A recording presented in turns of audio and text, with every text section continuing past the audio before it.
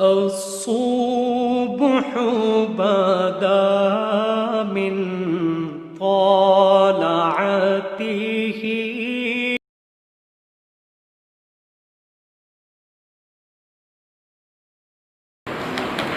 تیسرے پارے میں چوتھا رکوع اور سورہ البقرہ کا 36واں رکوع چل رہا ہے۔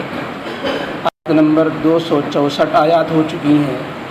آیت نمبر 264 کے بعد ہے وَمَثَلُ الَّذِينَ يُنْفِقُونَ أَمْوَالَهُمُ ابْتِغَاءَ مَرْضَاتِ اللَّهِ أعوذ بالله من الشيطان الرجيم بسم الله الرحمن الرحيم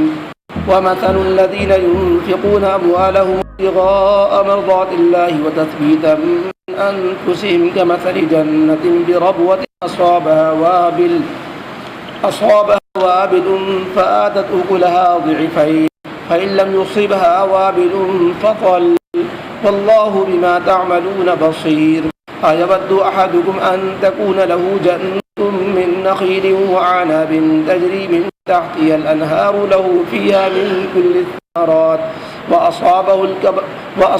الكبر وله ذرية ضعفاء فأصابها إعصار فيه نار فاحترقت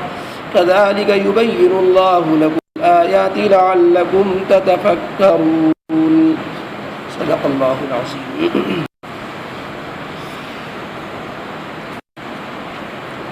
اللہ کے راستے میں خرچ کرنے کی فضیلت اور اس کے شرائط اور اللہ کے یہاں کون سا صدقہ قبول ہوتا ہے اور کون سا صدقہ اللہ کے یہاں مقبول ہو جاتا ہے، اس کا ذکر اوپر کی آیتوں سے چل رہا ہے۔ اللہ تعالیٰ نے اپنے راستے میں خرچ کرنے کی مثال بھی بیان فرمائی۔ سب سے پہلی مثال تو آئی تھی کہ ایک دانہ جیسے کاشتکار بوتا ہے اس سے 700 دانے پیدا ہو جاتے ہیں، ایک دانے سے 7 بالیاں اور ہر بالی میں 100 دانے، اس طرح 700 دانے ایک کاشتکار کو ہاتھ لگتے ہیں۔ ایسے ہی اللہ کے راستے میں ایک چیز کرنے والے کو اللہ کے یہاں 700 گنا ثواب ملتا ہے، لیکن اس میں اخلاص، ایمان اور جس کو دیا ہے اس کو احسان نہ جتانا، اس کے ساتھ ایسا برتاؤ نہ کرنا جس سے اس کو اذیت محسوس ہو، پھر مال حلال سے صدقہ کرنا اور اس کے بعد اس کے اپنی نیت کی میں حفاظت رکھنا، ریا اور نمود اس میں شامل نہ ہونا، یہ چیزیں شرع میں داخل تھیں۔ اگر کوئی شخص ان شرطوں کے کا لحاظ نہیں کرتا تو اس کی بھی مثال اوپر دی گئی کہ اس کا خرچ کرنا تو ایسا ہی ہے جیسے کہ کسی چٹیل میدان میں تھوڑی سی مٹی پڑ جائے، اس میں دانہ پڑے، بظاہر پودا ہونے کی شکل بن جائے، لیکن زوردار بارش پڑ جائے تو وہ مٹی بھی صاف ہو جاتی ہے، دانہ بھی بہہ جاتا ہے، چٹیل چٹان نظر آتی ہے اور اس سے کچھ ہاتھ نہیں لگتا دانہ ڈالنے والے کو۔ تو ایسے ہی جب آدمی ریاکاری یا احسان یا کسی اور فاسد نیت کے ساتھ خرچ کرتا ہے تو اس کا حال یہی ہوتا ہے کہ اس سے وہ جتنی امید لگائے، لیکن ہوتا یہ ہے کہ وہ ریاکاری کی جو بارش، ریاکاری کا بہاؤ اس کی نیکی کو سب بہا لے جاتا ہے اور اس کے ہاتھ کچھ نہیں لگتا ہے۔ آج کی آیتوں کے اندر اللہ رب العزت نے 2 مثالیں بیان فرمائی۔ ایک مثال تو اللہ کے مقبول بندوں کے خرچ کرنے کی، اللہ کے ہاں صدقہ قبول ہوتا ہے اس کی مثال دی، اور دوسری آیت کے اندر انسان صدقہ کرے، شروع میں تو صحیح نیت رکھے لیکن اپنی نیت کو کسی وجہ سے بعد میں خراب کر دے، یا احسان جتلا کر کے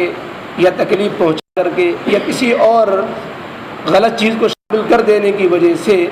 وہ صدقہ باطل ہو جائے، تو صدقے کے باطل ہو جانے یا کسی بھی عمل کے ضائع ہو جانے کی مثال کو بیان کیا گیا۔ اعمال صالحہ اور نیکیاں جب اللہ کی ضائع ہوتی ہیں، برباد ہو جاتی ہیں، قبول نہیں ہوتی ہیں، تو اس کا حشر کیا ہوتا ہے اس کو ایک مثال سے سمجھایا گیا۔ اور اللہ تعالیٰ کے ہاں جو اخلاص کے ساتھ خرچ کیا جاتا ہے اور اصلاح نفس کے ساتھ خرچ کیا جاتا ہے، نفس کی بھی اصلاح اس میں ہو رہی ہوتی ہے اور اللہ کی رضا جوئی بھی پیش نظر ہوتی ہے، تو تھوڑا سا خرچ کرنا بھی اللہ کے یہاں بہت بڑا ہے، جس کی مثال اوپر آ چکی 700 دانے کی طرح۔ اللہ تعالیٰ نے یہاں پہلی آیت میں وہ صدقہ جو اللہ کے یہاں قبول ہوتے ہیں اور جن نیک بندوں کے صدقات قبول کیے جاتے ہیں اس کی مثال بیان فرمائی۔ فرمایا ان لوگوں کے صدقہ کرنے کی مثال، چاہے وہ زکوٰۃ کے طور پر خرچ کر رہے ہوں یا نفلی صدقہ کر رہے ہوں، امداد و تعاون کر رہے ہوں، اور پھر اس کی جو بھی شکلیں ہوں، غریبوں پر، بیواؤں پر، مساجد پر، مدارس پر، یتیموں پر یا کسی اور ضرورت مندوں پر، تو اس کی مثال یہ ہے کہ اگر ان کی نیت چونکہ یہ ہوتی ہے کہ اللہ راضی ہو جائے، اور اس نیت کے ساتھ ساتھ ایک نیت اور ہوتی ہے، وہ نیت ہوتی ہے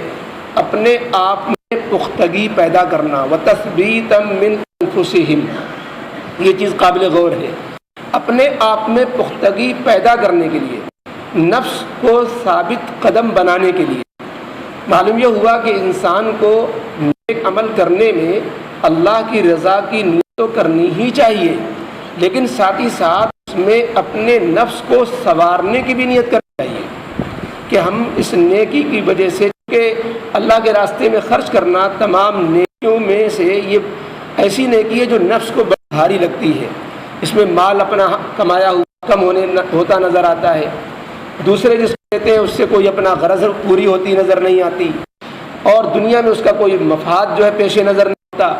اللہ کی رضا پیش نظر ہے، آخرت میں اس کا ثواب لینا ہے، تو اس میں اپنے نفس کو تھوڑی گرانی ہوتی ہے۔ حدیث پاک میں آتا ہے افضل صدقہ وہ ہے کہ انسان خود ضرورت مند ہے اور اس کے اندر نفس یہ بھی اس کو سجا رہا ہے کہ خرچ مال کم ہو جائے گا، تیرا کیا فائدہ دنیا میں خرچ کرنے سے، مجھے کیا ملے گا، تو نفس کے اندر شح اور بخل پیدا ہو رہا ہے،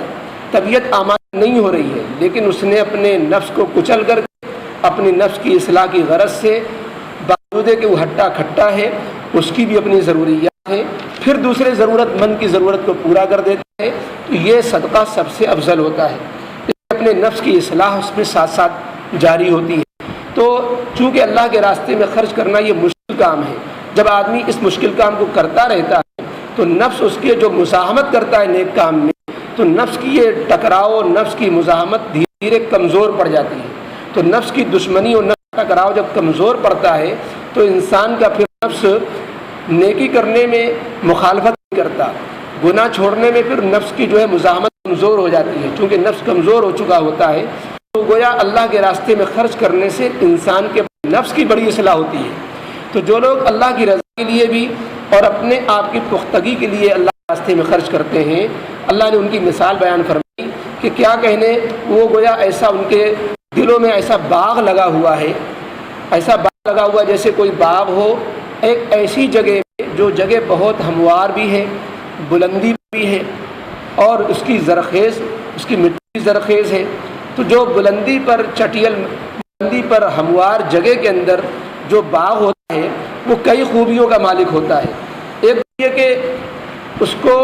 جو بارش پہنچتی ہے تو جتنی ضرورت ہوتی ہے زمین اتنے پانی کو جذب کر لیتی ہے، زائد پانی ٹکتا نہیں، رکتا نہیں کہ اس سے پیڑ پودے گرے یا کمزور پڑے یا ضرورت سے زائد پانی کی وجہ سے ان کو نقصان پہنچے۔ اسی طریقے سے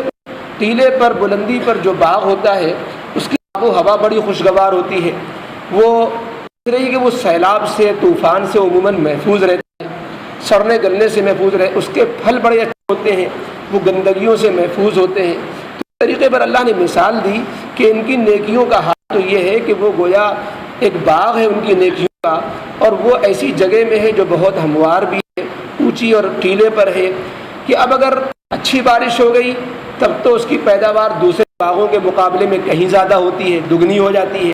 اور اگر زیادہ بارش نہ بھی اس کو ملی تو تھوڑی بارش سے بھی اس کا کام ہو جاتا ہے، تھوڑی بارش سے بھی وہ باغ جو ہے لہلانے لگتا ہے، وہ مردہ نہیں ہونے پاتا۔ یہی حال ہے اللہ کے نیک بندوں کے خرچ کرنے کا، کہ جب ان کے اندر رضا جوئی بھی گویا یہ ان کا ایک باغ لگا، اللہ کی رضا یہ دلوں میں لگا ہوا ایک باغ ہے، جس کو اگر زیادہ خرچ کیا اللہ کے راستے میں، زیادہ اللہ کے راستے میں خیر خیرات کیا تو بہت زیادہ اس کو ثواب مل جاتا ہے، اور ورنہ تھوڑا ہی خرچ کیا تو چونکہ اخلاص موجود ہے اور نیت صالح ہے تو یہ تھوڑی سی خرچ کرنا بھی اس کے لیے اللہ تعالیٰ کا کارآمد ہوتا ہے، یعنی تھوڑا بھی صدقہ قبول، زیادہ صدقہ پھر زیادہ اجر کا سبب بنتا ہے، اور اللہ تعالیٰ تو خوب جان رہا ہے نیتوں کو، دلوں کے حال کو، کون کس نیت سے خرچ کر رہا ہے۔ تو گویا یہ کامل صدقہ، جن کا صدقہ کامل طریقے پر قبول ہوتا ہے، ان کی یہ مثال بیان کی گئی کہ وہ سارے شرائط کو بھی پورا کر رہتے ہیں، ایک طرف مومن ہوتے ہیں، ریا سے پاک ہوتے ہیں، اخلاص پور ہوتا ہے، نفس کی بھی پر نگاہ رہتی ہے، اور احسان جتلانا اور جو ہے دوسرے کو حقیر سمجھنا اور تکلیف دہ برتاؤ کرنا جن کو دیتا ہے، تو یہ سب سے بھی وہ پاک رہتے ہیں۔ تو اللہ تعالیٰ کیا ان کے خرچ کرنے کا حال ایسے ہی ہوتا ہے کہ وہ تھوڑی خرچ کرتے ہیں تو اللہ کیا وہ بہت شمار ہوتا ہے۔ اور آگے دوسری آیت کے اندر اس کے بالمقابل ایک مثال ایسی بیان کی جا رہی ہے، انسان خرچ کر رہا ہے اور اس سے امید بھی لگا رہا ہے، اور خرچ کرنے میں بھی اس نے جو ہے ابتدا میں تو صحت کے شرائط کا لحاظ بھی کیا کہ مال حلال خرچ کیا، غریب کو دیا، لیکن بعد کوئی شرط ایسی فوت کر دیتا ہے جیسے احسان جتلانا، حقیر سمجھنا، جس کو دیا کل کو اس کو تانے دے لگتا ہے کہ تو میری روٹیوں پہ پلا ہے، تو بھول گیا میرے احسان کو، میں نے تیرے ساتھ فلانے وقت پہ ایسا کیا ویسا کیا اللہ کے لیے، ثواب اللہ سے لے رہے اور بندے ہی پہ احسان جتلا رہا ہے، تو یہ نیکی کرنے کی بات ہوتی ہے۔ تو اس کی مثال اللہ تعالیٰ نے بیان فرمایا عجیب غریب، فرمایا کہ ایک شخص ہے، تو اللہ نے فرمایا خود ہی سوچو، دنیا میں کوئی انسان یہ نہیں چاہتا کہ اس کا یہ انجام ہو۔ کیا انجام؟ کہ مثلاً ایک آدمی ہے، اس کے بڑھاپے کا وقت ہے، جوانی میں اس نے ایک باغ لگایا، وہ باغ قیمتی باغ، کھجوروں کا باغ، اور کھجوروں کا باغ بھی وہ بڑا قیمتی ہوتا ہے کہ کنارے کنارے تک کھجوروں کی باڑ ہو اور درمیان میں انگوروں کی بیلوں کی ٹٹیاں لگی ہوئی ہوں، اور پھر اس کے بیچ بیچ میں کھیتی بھی، فصل بھی ہوئی ہو، تو یہ تینوں خوبیاں اس باغ کے اندر جمع ہوتی ہیں۔ ایک طرف کھجور کا باغ بھی ہے، دوسری طرف انگوروں کا بھی وہ باغ ہے، تیسری طرف اس میں فصل و کاشت ہو رہی ہے، اب اس سے پھل بھی مل رہا ہے، کھجور بھی مل رہا، انگور بھی مل رہا، فصل بھی تیار ہو رہی۔ جوانی میں اس نے باغ لگایا، بڑھاپے کا وقت آ گیا، اب بڑھاپا بھی ایسا کہ اس کے قوا نے جواب دے دیا، خود کچھ کر نہیں سکتا، پھر سے کوئی نیا باغ لگا نہیں سکتا، محنت مزدوری اب کر نہیں سکتا، ساتھ ہی اس کے اکیلا بھی نہیں ہے، اس کے بال بچے بھی ہیں، وہ بال بچے بھی اتنے کمزور ہیں، چھوٹے ہیں یا معذور ہیں کہ وہ خود اس کے رحم و کرم پر ہیں، وہ اس کا سہارا نہیں بن سکتے، وہ اس کا ہاتھ نہیں بٹا سکتے۔ اب اس کو کتنی ضرورت ہے اس باغ کی، اندازہ لگایا جائے کہ خود بڑھاپے میں اس کو اپنے اخراجات کی ضرورت، اپنے نسل کے اپنے بال بچوں کے لیے بھی باغ کی ضرورت، اور نہ اولاد باغ کو سنبھال سکتی ہے، پھر سے باغ لگا سکتی ہے، نہ خود پھر سے باغ لگا سکتا ہے۔ اب اگر اس لہلاتے باغ میں کوئی جو ہے سیلاب پہنچ جائے، کوئی آگ لگ جائے، اللہ نے فرمایا کہ اس کو لو کی آگ اس کو جھلسا دے، اور وہ آگ اور وہ باغ جو ہے پورا جل کر خاکستر ہو جائے، تو اب اندازہ لگاؤ بوڑھے کو کتنی حسرت ہوگی، اس لیے کہ پھر سے لگانے سے رہا، اولاد اس کے لیے سہارا بننے سے رہی، خود یہ اولاد کے کام نہیں آ سکتا، اولاد اس کے کام نہیں آ سکتی، دونوں محتاج کھڑے رہ جائیں۔ یہی حال ہوتا ہے اس کے صدقہ کرنے کا کہ جس نے صدقہ کیا، امید باندھی کہ آخرت میں میری یہ صدقہ کام آئیں گے، یہ نیکیاں میرے آخرت میں ذریعہ بنیں گی۔ اب آنکھ بند ہوئی، مرنے کے بعد سوچا تھا کہ میں نے اتنا اللہ کے راستے میں دیا، وہاں جانے کے بعد دیکھتا ہے کہ کوئی نیکی اس کے نامے اعمال میں ہے ہی نہیں، سارا کیا دھرا پہ پانی پھر چکا ہے، سارے صدقات و خیرات ضائع ہو چکے ہیں، اس کے ہاتھ نہ لگے۔ جس وقت نیکیوں کی اسے شدید عادت ہے، اب وہ نیکیاں پھر سے کر نہیں سکتا، جیسے پھر سے وہ لگا نہیں سکتا، اور نیکیوں کی اسے ضرورت ہے، باغ کی اسے ضرورت تھی، تو ایسی مرنے کے بعد نیکیوں کی ضرورت بھی ہے، نیکیاں پھر سے کر نہیں پا رہا، نیکیاں پر امید تھی وہ نیکیاں جل کر راکھ ہو چکی ہیں اس کی اپنی حرکتوں کی وجہ سے، کتنا افسوس ہوگا۔ فرمایا ایسے ہی انسان کو چاہیے کہ اپنی نیکیوں کی حفاظت کرے، جو صدقہ کیا ہے، جو زکوٰۃ دی ہے، جو خیر خیرات کیا ہے، اس کو ان نیکیوں کی حفاظت کرنا چاہیے۔ کسی نیکی کر لینے کے بعد کسی برتاؤ سے، کسی عمل سے، کسی لفظ سے احسان جتلا کر کے، کوئی بڑے بول کر کے یا کسی کو حقیر سمجھ کر کے نیکی کو انسان برباد نہ کر دے، ورنہ ایسے ہی حال ہوگا کہ جیسے اس بوڑھے کا حال ہوا کہ جس بوڑھے کو بہت ضرورت تھی اس باغ کی، وہ باغ اس کے کام نہ آیا، اسی طریقے سے وہ نیکی اس کے کام نہ آئے گی۔ اللہ تعالیٰ فرماتے ہیں یہ مثالیں تمہارے لیے اس لیے بیان کر رہے ہیں تاکہ تم فکر مند ہو جاؤ، تھوڑا سا سوچو اپنے اندر، نیکیاں کر رہے ہیں کن جذبوں سے کر رہے ہیں، اپنے نیک کو ٹٹول لو، اپنے مال کو ٹٹول لو، جو غریب کو دے رہے ہو اس غریب کے ساتھ تمہارا سلوک کیا ہے اس کو ذرا دیکھ لو، جس غریب اپنے خاندان میں جن غریبوں کی مدد کرتے ہو ان خاندان کے غریب بچوں، غریب لوگوں کے ساتھ کیسے پیش آتے ہو، تمہارا کیا رویہ رہتا ہے، کیا بول رہتے ہیں، کیسا تمہارا سلوک رہتا ہے۔ اس لیے اللہ تم سے یہ مثالیں بیان کر رہا ہے تاکہ ذرا تم فکر مندی کے ساتھ اپنے معاملات کو حل کرو۔ آیا وَمَثَلُ الَّذِينَ يُنْفِقُونَ أَمْوَالَهُمُ ابْتِغَاءَ مَرْضَاتِ اللَّهِ۔ تو پہلی مثال اللہ کے نیک بندوں کی جو تمام تر جو ہے شرائط کے ساتھ اللہ کے راستے میں خرچ کرتے ہیں، صحیح جذبے کے ساتھ، اصلاح نفس کے ساتھ، اس کی مثال بیان فرمائی۔ اور ان لوگوں کی مثال جو خرچ کرتے ہیں اپنے مالوں کو ابتغاء مرضات اللہ، اللہ کی رضا جوئی کی خاطر، وتثبیتا من انفسہم، اور اپنے آپ کی پختگی کے لیے، اپنے نفس کی اصلاح کی خاطر۔ اس عمل کے ذریعے سے نفس کی مزاحمت کمزور ہوگی اور نفس مرے گا، اور اس طرح نیکی کرنا ہمارے لیے آسان ہوگا۔ تو ایسے لوگوں کے خرچ کرنے کی مثال کمثل جنت بربوہ، جیسا کہ ایک باغیچہ ہو، بربوۃ، ٹیلے پر ہو، بلند زمین پر ہو، اصابها وابل، اس میں زوردار بارش ہو، فآتت اکلها ضعفین، کہ اس کے پھل پھر دگنے اس سے پیدا ہوں، یعنی جتنے اور باغ میں ہو، تو چونکہ ہموار زمین میں ہے، اونچائی پر ہے، بارش بھی بھرپور اس کو مل رہی ہے، اس کے پھل دگنے اس سے پیدا ہوتے ہیں۔ فَإِن لَّمْ يُصِبْهَا، اب اگر اس کو پوری بارش نہ بھی ملی، وابل، اس کو پوری بارش نہ بھی ملی، فطل، تو اس کو ہلکی پھوار ہی کافی ہو جاتی ہے، شبنم کافی ہو جاتی ہے اس باغ کو ہرا بھرا رکھنے کے لیے۔ تو یہ مثال ہے اخلاص کے ساتھ خرچ کرنے کی۔ تھوڑا خرچ کیا، اخلاص ہے تو وہ کارآمد ہے، اور زیادہ کر دیا تو پھر زیادہ اس کے اجر حصہ ہو جاتا ہے۔ لیکن اخلاص دونوں صورتوں میں موجود ہونے کی وجہ سے وہ بہرحال اس کا باغیچہ ہرا بھرا ہے۔ واللہ بما تعملون بصیر، اللہ تمہارے ایک ایک عمل کو دیکھ رہا ہے۔ ایود احدکم ان تکون لہ جنہ، آگے مثال صدقات کے باطل ہو جانے کی اور نیکیوں کے برباد ہو جانے کی، کہ نیکیاں جب ضائع ہو جائیں گی تو اس ایسا انسان کو کتنا خراب محسوس ہوگا۔ دنیا میں اس کی مثال دی جاتی ہے، ایود احدکم، تو کیا تم میں سے کوئی اس بات کو چاہے گا، کیا اسے یہ بات پسند آئے گی، ان تکون لہ جنہ، کہ اس کا ایک باغ ہو، مثلا کھجور کا، من نخیل و اعناب، و انگور کے باغ اسی میں ساتھ میں ہو، تجری من تحت الانہار، اس کے نیچوں سے نہریں جاری ہوں، اور ان نہروں سے کیاریوں کے ذریعے سے، اور ان نہروں میں کیاریوں سے پانی پہنچ رہا ہو۔ ایک تو خوشنما منظر ہوتا ہے، باغ ہے، اس میں نہر بھی ہے،